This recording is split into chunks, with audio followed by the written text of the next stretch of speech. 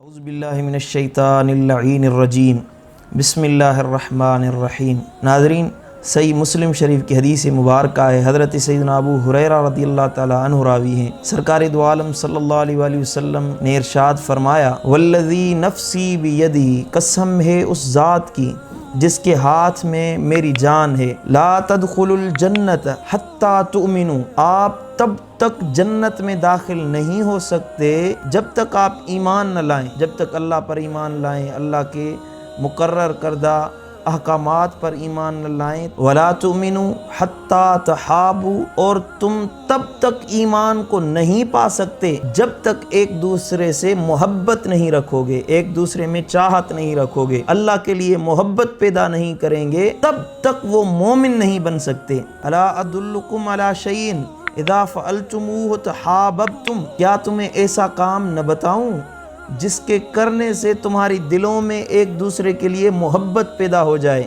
ایسا عمل نہ بتاؤں جس کے کرنے سے تمہارے دلوں میں محبت پیدا ہوگی، ایک دوسرے سے چاہت پیدا ہوگی، اور تم مومن بن جاؤ گے اور اللہ تمہیں جنت میں داخل کر دے گا۔ عرض کی گئی، یا رسول اللہ کیوں نہیں، وہ کون سا عمل ہے؟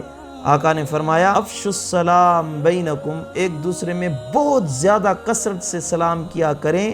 سلام زیادہ کرنے سے آپ کے دلوں میں ایک دوسرے کے لیے محبت پیدا ہوگی۔ السلام علیکم ورحمۃ اللہ کہا کریں، اس سے آپ کے سینوں میں ایک دوسرے کے لیے محبت اور مودت پیدا ہوگی۔ اور سنن ترمذی شریف کی حدیث مبارکہ ہے، حضرت سیدنا عبداللہ بن سلام رضی اللہ تعالی عنہ راوی ہیں کہ آقا دو جہاں صلی اللہ علیہ وآلہ وسلم جب مدینہ منورہ میں داخل ہوئے تو جو پہلا خطبہ ارشاد فرمایا، آقا نے فرمایا، یا ایھا الناس افشوا السلام، اے انسانو سلام عام کیا کرو، واطعموا الطعام، اور لوگوں کو کھانا کھلاؤ، وصلوا الارحام، اور رشتے جوڑنے والے بن جاؤ، وصلوا والناس نیام، اور جب لوگ سوئے ہوئے ہوں آپ اٹھ کر نماز پڑھیں، یعنی تہجد نماز پڑھیں، تدخلوا الجنت بالسلام، اللہ آپ کو سلامتی سے جنت میں داخل فرما دے گا۔